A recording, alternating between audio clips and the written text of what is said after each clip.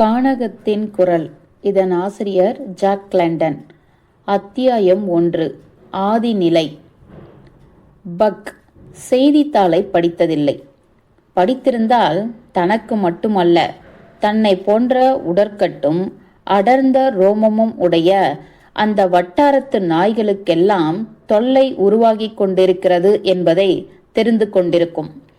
பனிமயமான Arctic இருட்டு பிரதேசத்திலேயே எப்படியோ நுழைந்து அங்கே தங்கம் கிடைப்பதாக மனிதன் கண்டுவிட்டான்.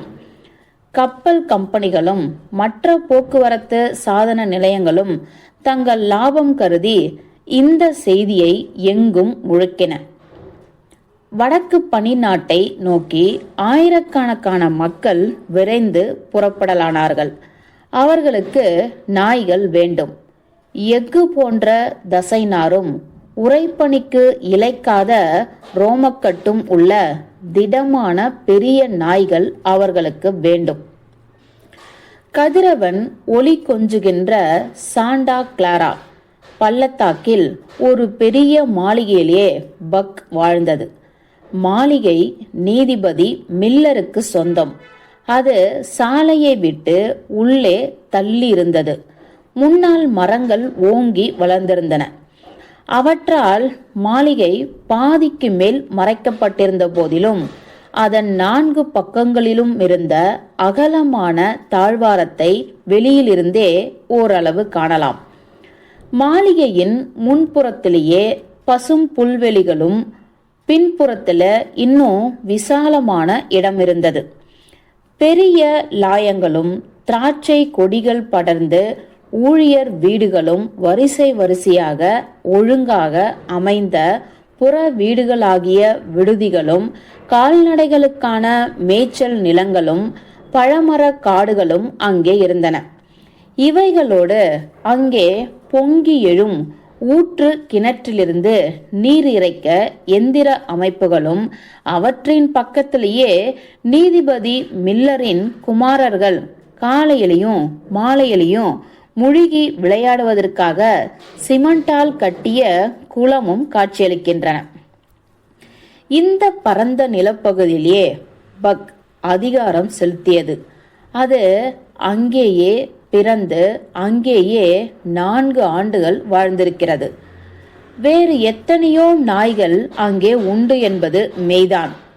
இவ்வளவு பெரிய இடத்துல வேறு நாய்களும் இல்லாமல் இருக்க முடியுமா? இருந்தாலும் அவையெல்லாம் ஒரு பொருட்டில்லை. எத்தனையோ நாய்கள் வரும் போகும்.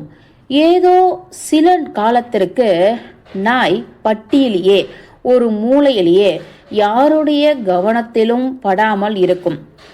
ஜப்பான் தேசத்தை சேர்ந்த ஒரு வகை மொன்னை மூக்கு குள்ள ஜாதி நாயான டூட்ஸ், ரோமம் இல்லாத மெக்சிகோ நாட்டு மழுங்கை நாய் இசபெல் ஆகியவையெல்லாம் அப்படித்தான். அவற்றை பயமுறுத்தும் வேறு வகை நாய்களும் 10-20 என்றிருந்தாலும் அவற்றோடு பக்கை சேர்த்து எண்ண முடியாது. பக் வெறும் வீட்டு நாயு அல்ல, பட்டி நாயும் அல்ல. அதற்கு நீதிபதியும் இடமெல்லாம் சொந்தம். குளத்திலேயே அது முழுகி கழிக்கும். நீதிபதியின் மக்களோடு வேட்டைக்கு செல்லும். அந்தி பொழுதிலும் அதிகாலையிலும் நீதிபதியின் குவாரியலான மாலி, ஆலிஸ் இருவரும் உலாவச் சென்றால் அவர்களுக்கு துணையாக புறப்படும். குளிர்காலத்திலே இரவு வேளைகளில் நீதிபதியின் காலடியில் அவருடைய நூலகத்திலேயே கொழுந்து விட்டெறியும் கணப்புக்கு முன்னால் படுத்திருக்கும். நீதிபதியின் பேர பிள்ளைகள் அதன் முதுகில் சவாரி செய்வார்கள். அவர்களோடு பசும்புல் வெளியே உருண்டு விளையாடும். லாயங்களுக்கு அருகிலோ பழமர கூட்டங்களின் இடையிலோ அவர்கள் துணிந்து போகும்பொழுது அவர்களுக்கு காவலாக நிற்கும். மற்ற நாய்களின் மத்தியில் அது கம்பீரமாக நடைபோடும். டூட்ஸ், இசபெல் ஆகிய நாய்களை அது கண்ணெடுத்தும் பாராது. நீதிபதி மில்லரின் இருப்பிடத்திற்கு அதுதானே ராஜா. ஊர்வன பரப்பன எல்லாவற்றிற்கும் ராஜாவாக அது விளங்கியது. மக்களும் கூட அதற்கு அடக்கம்தான். அதன் தந்தையின் பெயர் எல்மோ. ஜெயின் பெர்னார்டு என்ற பெரிய இனத்தை சேர்ந்த மிகப்பெரிய நாய். அது வாழ்ந்த காலத்திலேயே நீதிபதிக்கு அது இணை பெரியாத தோழன். இப்பொழுது பக் தந்தையின் ஸ்தானத்தை எட்டி பிடிக்கும் பக்குவத்தில் இருந்தது. எல்மோவை போல் பக் அத்தனை பெரியதல்ல. எடை 140 ராத்தல் இருந்தாலும் சற்று சிறியதுதான். அதன் தாயின் பெயர் ஷேப். அது ஸ்காட்லாந்து தேசத்து பட்டி நாய் வகையை சேர்ந்தது. சீராக வளர்ந்து எல்லோராலும் சீராக பாராட்டு பெற்றதால் பக்குக்கு ஒரு தனி மிடுக்குண்டு. அதனால் அது அரச தோரணையில் நடந்து வந்தது. எல்லா விதத்திலையும் மனநிறைவு பெற்ற கணவானை போல் அது குட்டி பருவம் முதல் 4 ஆண்டுகள் வாழ்ந்து வந்தது. தன்னை பற்றி அதற்கு தனி பெருமையும் உண்டு. தனக்கு மிஞ்சியவர் அந்த பக்கத்திலேயே இல்லை என்ற காரணத்தால் செருக்குடையும் நாட்டுப்புற சீமானை போல அது கொஞ்சம் அகம்பாவமும் கொண்டிருந்ததாக சொல்லலாம். ஆனால் செல்லமாக வளர்ந்து கொழுத்து கெட்டுப்போன வீட்டு நாயை போல அது கெட்டு போகவில்லை. வேட்டையாடுவதும் அதை போன்ற விளையாட்டுகளும் பக் கொழுத்து போகாமல் தடுத்ததோடு அதன் தசை நார்களை வலுவடையவும் செய்தன. நீர் விளையாட்டு அதன் உடல் நலத்தை நன்றாக பாதுகாத்தது. கிபி 1897 ஆண்டிலே பக் இருந்த நிலை இதுவாகும். அந்த சமயத்துலதான் தங்கம் கிடைக்குதென்ற ஆசையால் மக்கள் தண்ணீர் உறைந்து பனிப்பாறையாக கிடக்கும் வடக்கு பிரதேசத்தை நோக்கி விரையலானார்கள். பக் செய்தித்தாளை படித்ததில்லை. அதற்கு மானுவேலின் சேர்க்கை விரும்பத்தக்கதல்ல என்பதும் தெரியாது. தோட்டக்காரனுக்கு உதவி செய்யும் பணியாட்களுள் ஒருவன்தான் மானுவேல். அவனிடம் ஒரு பெரிய குறைவுண்டு. சூதாட்டத்திலே அவனுக்கு பைத்தியம். ஆனால் அதிலே அவனுக்கு எப்பொழுதும் தோல்விதான். வீட்டிலே மனைவியோடு பிள்ளை குட்டிகள் நிறைய இருந்தார்கள். அவர்களை காப்பாற்றவே அவனுக்கு கிடைக்கும் ஊதியம் போதாது. முந்திரி பழம் பயிர் செய்வோர் சங்கத்தின் கூட்டம் ஒன்று ஒரு நாள் மாலையில் நடந்தது. அதற்கு நீதிபதி போயிருந்தார். பையன்கள் உடற்பயிற்சி சங்கம் ஒன்றை நிறுவுவதிலேயே ஈடுபட்டிருந்தார்கள். மானுவேலின் துரோக சிந்தனைக்கு நல்ல சமயம் கிடைத்தது. பக்கை அழைத்து கொண்டு அவன் பழமர கூட்டத்தின் வழியாக போவதை யாரும் பார்க்கவில்லை. கொஞ்ச தூரம் சுற்றிவிட்டு வருவதற்காகவே புறப்பட்டிருப்பதாக பக் எண்ணிக்கொண்டிருந்தது. காலேஜ் பாரக் என்ற பெயருடைய சிறிய ரயில் நிலையம் உண்டு. கொடி காட்டினால்தான் அங்கே ரயில் நிற்கும். அவ்விடத்திலே ஒரு மனிதன் மானுவேலை தனியாக சந்தித்து என்னவோ பேசினான். அவனுக்கு பணமும் கொடுத்தான். சரக்கை நல்லா கட்டி கொடு என்று அந்த மனிதன் உருமினான். ஒரு தடிப்பான கயிற்றை கொண்டு பக்கின் கழுத்து பட்டை கடியில் கழுத்தை சுற்றி மானுவேல் இரட்டையாக கட்டினான். இந்த கயிற்றை இறுக்கினால் மூச்சு திணறி போகும் என்றான் மானுவேல். அது சரி என்று மறுபடியும் உருமினான் அந்த மனிதன். கழுத்திலே கயிற்றை கட்டியதை பக் ஆட்சேபிக்காமல் அமைதியாக ஏற்றுக்கொண்டது. இது மாதிரி முன்பு யாரும் கட்டியதில்லை. இருந்தாலும் பழகிய மனிதர்களிடத்திலே அதற்கு நம்பிக்கை உண்டு. அதனால் மானுவேல் கயிற்றை அந்த புது மனிதன் கையில் கொடுத்தவுடனே பக் பயங்கரமாக உருமலாயிற்று. தனக்கு அந்த செய்கை பிடிக்கவில்லை என்பதை குறிப்பாக அப்படி காட்டியது. அந்த குறிப்பே போதும் என்பது அதனுடைய எண்ணம். ஆனால் கயிறு தனது கழுத்தை நெரிக்கத் தொடங்கியதை அது எதிர்பார்க்கவில்லை. அதற்கு மூச்சு திணறியது. புது மனிதன் மேல் பக் கோபத்தோடு பாய்ந்தது. அதன் கழுத்தை பிடித்து அவன் அழுத்தினான். அதே சமயத்தில் திடீரென்று அதை மல்லாந்து விழுமாறு தள்ளிவிட்டான். உடனே கயிறு மேலும் குரூரமாக கழுத்தை இறுக்கத் தொடங்கியது. பக் ஆத்திரத்தோடு திமிர பார்த்தது. முடியவில்லை. அதன் நாக்கு வெளியே தொங்கிவிட்டது. மூச்சு விட முடியாமல் நெஞ்சு துடித்தது. அதன் வாழ்க்கையிலேயே ஒரு காலத்திலும் யாரும் இப்படி கொடுமையாக நடத்தியது இல்லை. இப்பொழுது அதன் உள்ளத்தில் குமரிக் கொண்டிருக்கும் கோபத்தை போல் பெரிய கோபம் அதற்கு எந்த காலத்திலும் வந்ததில்லை. ஆனால் அதன் பலமெல்லாம் ஒடுங்கிவிட்டது. கண்கள் சோர்ந்தன. ரயிலை அங்கே நிறுத்தியதும் மானுவேலும் அப்புது மனிதனும் மூட்டை முடிச்சுகளை வண்டியிலேயே அதை தூக்கி போட்டதும் பக்குக்கு தெரியவே இல்லை. அது நினைவிழந்து கிடந்தது. அதற்கு நினைவு வந்தபோது அதன் நாக்கிலே நோவெடுப்பதையும் ஏதோ ஒரு வாகனத்திலே ஆடி குலுங்கி சென்று கொண்டிருப்பதையும் மெதுவாக உணர்ந்தது. ரயில் என்ஜின் வீறிட்டு கத்திய போதுதான் அதற்கு நிலைமை புலனாயிற்று. நீதிபதியுடன் அது பல தடவை ரயிலில் போயிருந்தது. அதற்கு மூட்டை முடிச்சு பெட்டியின் அனுபவம் முன்பே உண்டு. பக் கண்களை திறந்தது. பலவந்தமாக கடத்தி செல்லப்படுகின்ற ஒரு அரசனுக்கு வருகின்ற கட்டுக்கடங்காத கோபம் அதன் கண்களில் கொழுந்து விட்டது. புது மனிதன் அதன் கழுத்தை பிடித்து அழுத்த பார்த்தான். ஆனால் பக் முந்திக் கொண்டது. அவன் கையை கவ்வி பிடித்து கடித்தது. மறுபடியும் மூச்சு திணறி நினைவு தப்பி விழும் வரையில் அது அவன் கையை விடவே இல்லை.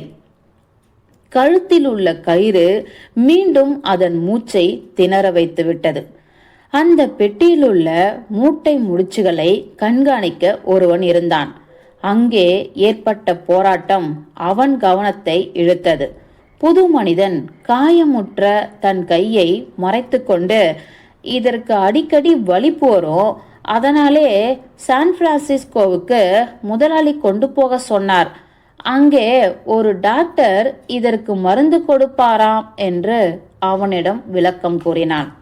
அந்த ராவ் பயணத்தை பற்றி அவன் அடுத்த நாள் சான் பிரான்சிஸ்கோவில் ஒரு உணவு விடுதியின் பின்புறத்திலிருந்த கொட்டாய்க்குள் உட்கார்ந்து கொண்டு பிரமாதமாக பேசிக்கொண்டான்.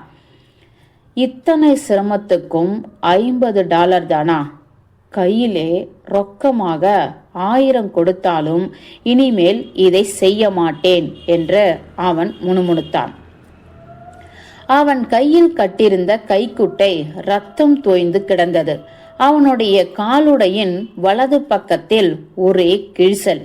அந்த பயலுக்கு எத்தனை கிடைத்தது என்று விடுதிக்காரன் கேட்டான். $100. அதுல கொஞ்சம் கூட குறைக்க முடியவில்லை. விடுதிக்காரன் கணக்கு போடத் தொடங்கினான். அப்போ மொத்தம் $150. பரவாயில்ல, அந்த விலை பெறும். திருடி வந்தவன் தன் கையில் சுற்றிருந்த துணியை மெதுவாக அவிழ்த்து பார்த்தான். நாய்க்கடியாலேயே தனக்கு வெறி பிடிக்காமல் இருந்தால் சரி என்றான். உனக்கு எதற்கு வெறி பிடிக்கிறது? நீதான் தூக்கிலே சாக பிறந்திருக்கிறாயே என்று சொல்லிவிட்டு விடுதிக்காரன் சிரித்தான். சரி, கொஞ்சம் எனக்கு உதவிக்கு வா. உள்ளத்தில் ஒரே திகைப்பு. கழுத்திலும் நாக்கிலும் பொறுக்க முடியாத வலி. உயிரோ பாதி போய்விட்டது. இந்த நிலையிலேயே கிடந்தா பக் அவ்விருவரையும் எதிர்த்து நிற்க முயன்றது. ஆனால் திரும்ப திரும்ப கயிற்றை முறுக்கி அதை திணற வைத்தார்கள். மூச்சு தப்பி விழும்படி செய்தார்கள். இப்படி செய்து அதன் கழுத்தில் இருந்த பித்தளை பட்டையை அறத்தால் அராவி எடுத்துவிட்டார்கள். பிறகு கயிற்றையும் அவிழ்த்துவிட்டு பக்கை சட்டங்கள் அடித்த ஒரு கூண்டிற்குள் அடைத்தார்கள். கோபத்தோடும் தன் பெருமை குலைவுற்றதே என்ற ஆத்திரத்தோடும் பக் அதற்குள்ளே இரவெல்லாம் படுத்து கிடந்தது. அதற்கு ஒன்றும் புரியவில்லை. இந்த மனிதர்களின் நோக்கம்தான் என்ன? இந்த கூண்டிற்குள்ளே எதற்காக அதை அடைத்து வைத்திருக்கிறார்கள்? ஏதோ தனக்கு தீங்கு வர போகிறது என்று மட்டும் அது உணர்ந்து நைந்தது. இரவிலே பல தடவைகளில் அந்த சாலையின் கதவு திறப்பது போல சத்தம் கேட்கும் போதெல்லாம் நீதிபதியோ அல்லது அவர் பையன்களையோ எதிர்பார்த்து பக் துள்ளி எழுந்தது. ஆனால் ஒவ்வொரு தடவையும் மெழுகுவத்தின் மங்கலான வெளிச்சத்திலே விடுதிகாரனின் உப்பிய முகம்தான் கண்ணை உறுத்தியது. ஒவ்வொரு தடவையும் பக்கின் தொண்டையிலேயே துடித்த மகிழ்ச்சி குரல் பயங்கர உருமலாக மாறி வெளிப்பட்டது. விடுதிக்காரன் அதை தனியே விட்டுவிட்டு போய்விட்டான். காலையில் யாரோ 4 பேர் வந்து சட்டக்கூண்டை தூக்கினார்கள். அவர்களுடைய கந்தல் உடையும் குரூர பார்வையும் கண்டதும் அவர்களும் தனக்கு தொல்லை கொடுக்க வந்தவர்களே என்று பக் தீர்மானித்தது. சட்ட கூண்டிலுள்ள கம்பைகளின் வழியாக அது கோப ஆவேசத்தோடு குமரியது. அதை கண்டு அவர்கள் சிரித்தார்கள். கூண்டிற்குள் தடிகளை நீட்டினார்கள். பக் அவற்றை பல்லால் கடிக்க முயன்றது. அப்படி அது கடிக்க வேண்டும் என்றே அவர்கள் விரும்புகிறார்கள் என்பதை பக் சற்று நேரத்தில் உணர்ந்து கொண்டு சட்டக்கூண்டின் நடுவில் என்ற முகத்தோடு படுத்துக்கொண்டது. அவர்கள் கூண்டை தூக்கி ஒரு வண்டியில் வைத்தார்கள். பிறகு அந்த கூண்டு பல கைகள் மாறலாயிற்று. வண்டியிலும் நீராவி படகிலும் எக்ஸ்பிரஸ் ரயிலுமாக பக் பயணம் செய்தது. 2 நாள் இரவு பகலாக ரயில் ஓடிற்று. அந்த 2 நாட்களும் பக் உணவை தொடவே இல்லை. தண்ணீர் கூட குடிக்கவில்லை. எக்ஸ்பிரஸ் ரயிலில் உள்ள பணியாட்கள் அதற்கு பல வகைகளில் தொல்லை கொடுத்தார்கள். சட்ட கூண்டில் உள்ள கம்பைகளின் வழியாக பக் கோபத்தால் வாயில் நுரை தள்ள தள்ள பாயும் போதெல்லாம் அவர்கள் உரத்து சிரித்தார்கள். அவர்களும் நாய்களைப் போல உரிமையும் குறைத்தும் கேலி செய்தார்கள். அதை கண்டு பக் மேலும் மேலும் கோபம் கொண்டது. தனது அந்தஸ்துக்கு பங்கம் ஏற்பட்டு விட்டதாக உணர்ந்து குமரிற்று. வயிற்று பசியை அது பொருட்படுத்தவில்லை. ஆனால் தாகம் வாட்டியது. அதன் கோபத்தை உச்ச நிலைக்கு கொண்டு சென்றது. பக் நுட்பமான உணர்ச்சிகளோடு கூடிய நாயாகையால் இந்த கொடுமைகளையெல்லாம் சேர்ந்து அதன் உடலை கொதிப்பேற செய்தன. வறண்டு வீங்கி போன நாவும் கழுத்தும் இந்த கொதிப்பை மேலும் அதிகப்படுத்தின. அதற்கு ஒரு வகையில் கொஞ்சம் மாறுதல். கழுத்திலே கயிறு இல்லை. அதனால் அல்லவா அவர்கள் அதை மடக்கிவிட்டார்கள். இனிமேல் அவர்களை ஒரு கை பார்க்கலாம். இனி யாரும் அதன் கழுத்தில் கயிற்றை கட்ட முடியாது. அதற்கு இடம் கொடுப்பதில்லை என்று அது உறுதி கொண்டது. 2 நாள் இரவு பகலாக அது பட்டினி. தண்ணீர் கூட குடிக்கவில்லை. அந்த 2 நாட்களிலும் அது பட்ட தொல்லைகளால் அதன் உள்ளத்திலே கடும் சீற்றம் கொந்தளித்து கொண்டிருந்தது. யாராவது இனி அதற்கு துன்பம் கொடுக்க வந்தால் அவர்கள் கதி அதோ கதிதான். அதன் கண்கள் இரத்தம் போல சிவந்தன. பக் கொதித்து குமரும் அரக்கனாக மாறிவிட்டது. அந்த நிலையில நீதிபதி கூட அதை அடையாளம் கண்டு கொள்ள முடியாது. சியாட்டல் என்ற இடத்திலே அதை ரயிலிலிருந்து இறக்கிவிட்டதோ எக்ஸ்பிரஸ் பணியாளர்களுக்கு ஒரு பெரும் பாரம் நீங்கியது போல் இருந்தது. ரயிலில் இருந்து சட்டக்கூண்டை வண்டியிலேயே எடுத்து சென்றார்கள். பிறகு அதை 4 மனிதர்கள் வெறுப்போடு ஒரு முற்றத்திற்கு தூக்கிச் சென்றார்கள். சிவப்பு மேலங்கியிட்ட ஒரு தடியன் அந்த கூண்டை ஏற்றுக்கொண்டான். அடுத்தபடியாக தன்னை வதைக்கப் போகிறவன் அவன்தான் என்று பக் யூகித்து உணர்ந்து கொண்டது. அது சட்ட கூண்டிலுள்ள கம்பைகளின் வழியாக உருமிக்கொண்டு அவன் மேல் மூர்க்கத்தோடு பாய முனைந்தது. அந்த மனிதன் கடுகடுத்த முகத்தோடு சிரித்தான். கை கோடாரி ஒன்றையும் பெரிய தடி ஒன்றையும் அவன் கொண்டு வந்தான்.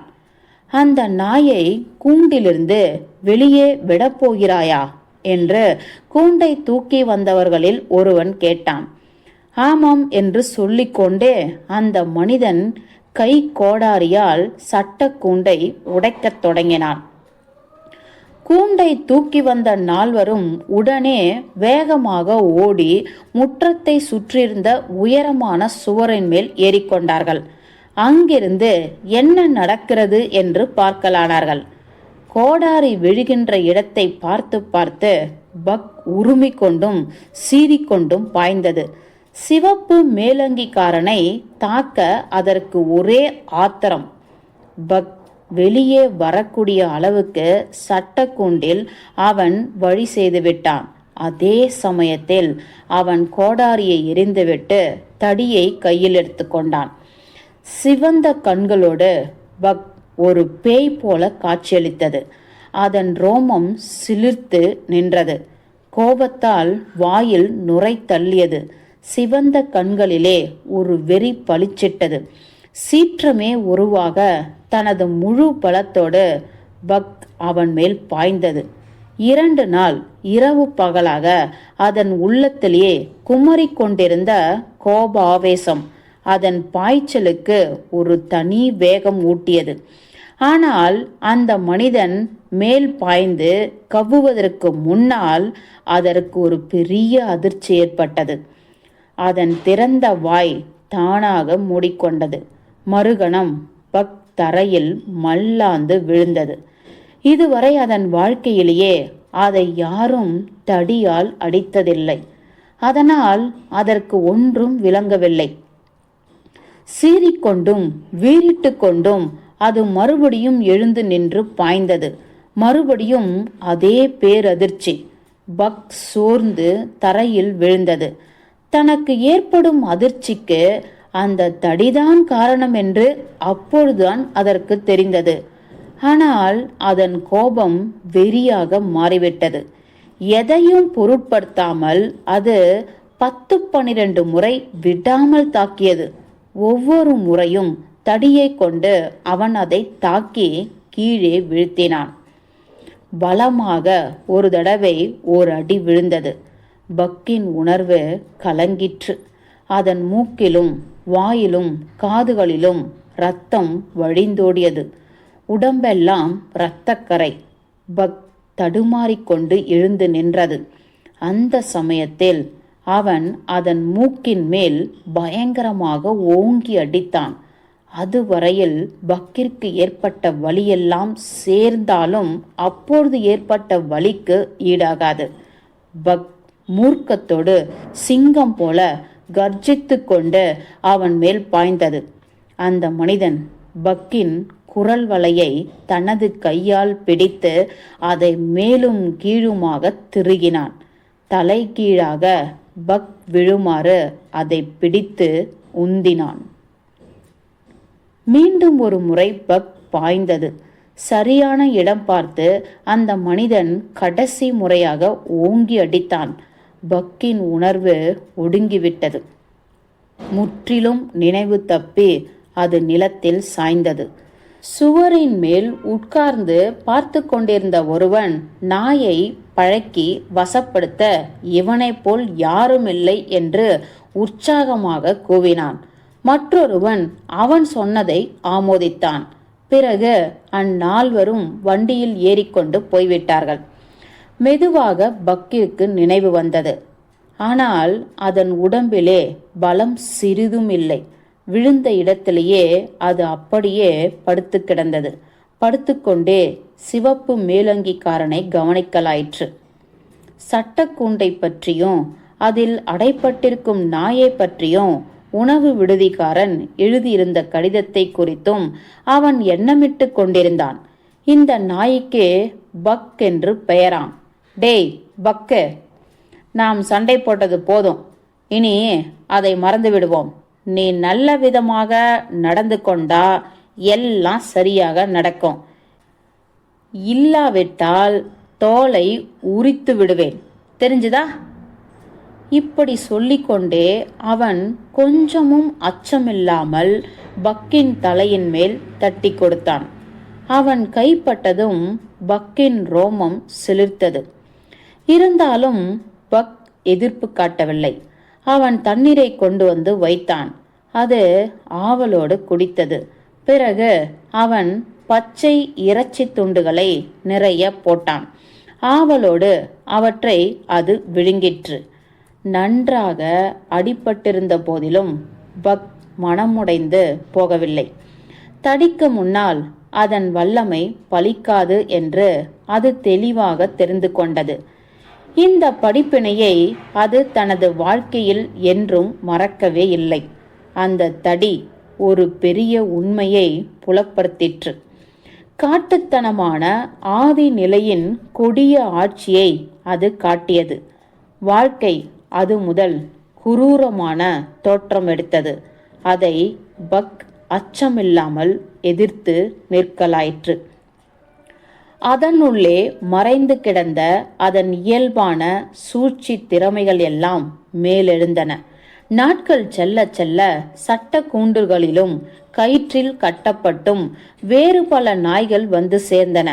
சில நாய்கள் அடக்கமாயிருந்தன, சில உருமிக்கொண்டும் சீறிக்கொண்டும் வந்தன.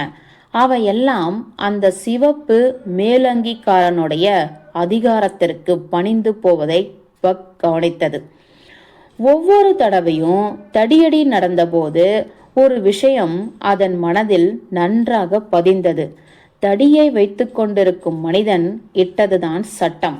அவனிடம் அன்பு கொள்ளாவிட்டாலும் அவனுக்கு கீழ்ப்படிந்துதான் ஆக வேண்டும். ஆனால் அடிப்பட்ட பல நாய்கள் பின்னால் அவனிடத்தில் வாளை குழைத்து கொண்டும் அவன் கையை நக்கிக் கொண்டும் அன்பு காட்டுவதை பார்த்த பிறகு பக் அவனிடம் அன்பு காட்டும் குற்றத்தை செய்யவில்லை. புதிதாக வந்த நாய்களில் ஒன்றே ஒன்று அவனிடத்திலே அன்பு காட்டாததோடு அவனுக்கு கீழ்ப்படியவும் மறுத்தது. அது கடைசியில் கொல்லப்பட்டதையும் இந்த போரில் வெற்றி யாருக்கு என்பதையும் பக் பார்த்தது.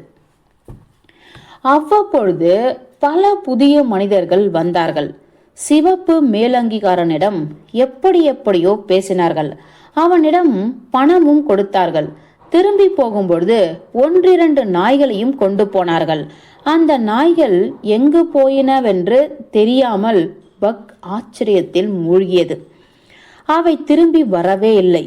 எதிர்காலத்தை பற்றி அதற்கு பெரிய பயம் ஏற்பட்டது.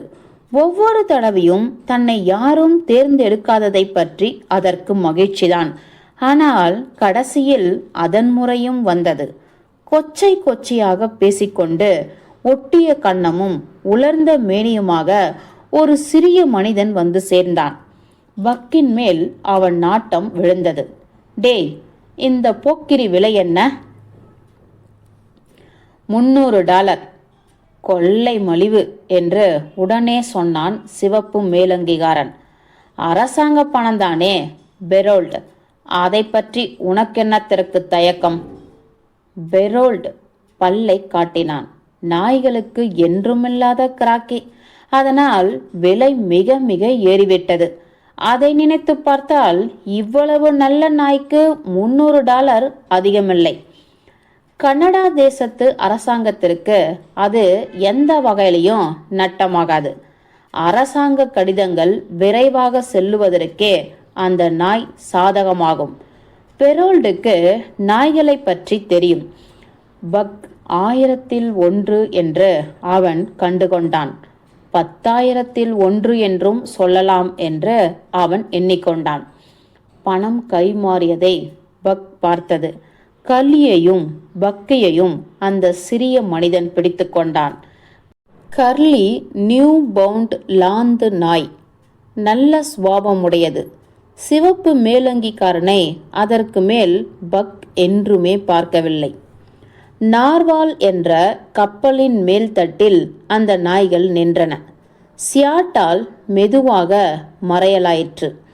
மித வெப்பமான தெற்கு பிரதேச வாழ்க்கையும் அத்துடன் முடிந்தது. பக்கையும் கர்லியையும் பெரோல்ட் கீழ்த்தளத்திற்கு கொண்டு போனான்.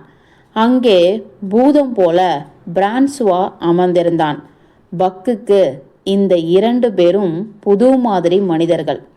அவர்களை போன்ற பல புதிய மனிதர்களை இனி அது பார்க்க போகிறது. அவர்களிடத்திலே அதற்கு அன்பு பிறக்கவில்லை என்றாலும் அவர்களிடம் அதற்கு உண்மை மயமான மரியாதை ஏற்பட்டது. பெரோல்டும் பிரான்சுவாவும் நல்லவர்கள். நியாயம் வழங்குவதிலே அமைதியும் நடுநிலைமையும் உடையவர்கள். நாய்களால் அவர்களை ஏமாற்ற முடியாது. இந்த விவரங்களை பக் விரைவில் தெரிந்து கொண்டது. நார்வாலின் கீழ்த்தளத்திலே பக்கும் கர்லியும் வேறிரண்டு நாய்களுடன் சேர்ந்தன.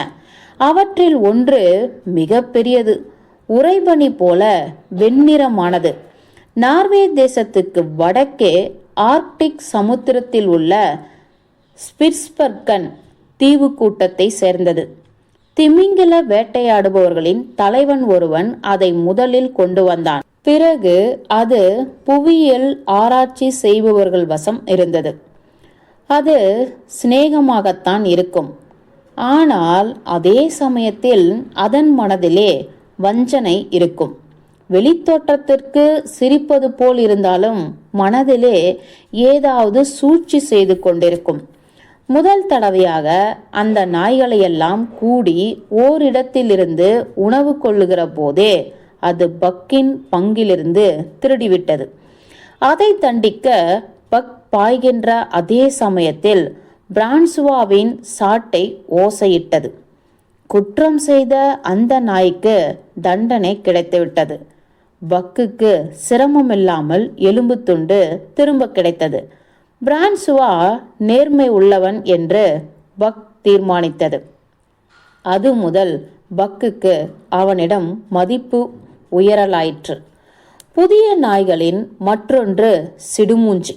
முகத்தை என்று வைத்து கொண்டிருக்கும். நெருங்கி பழகாது. கர்லி அதன் அருகில் போனதே அதற்கு பிடிக்கவில்லை.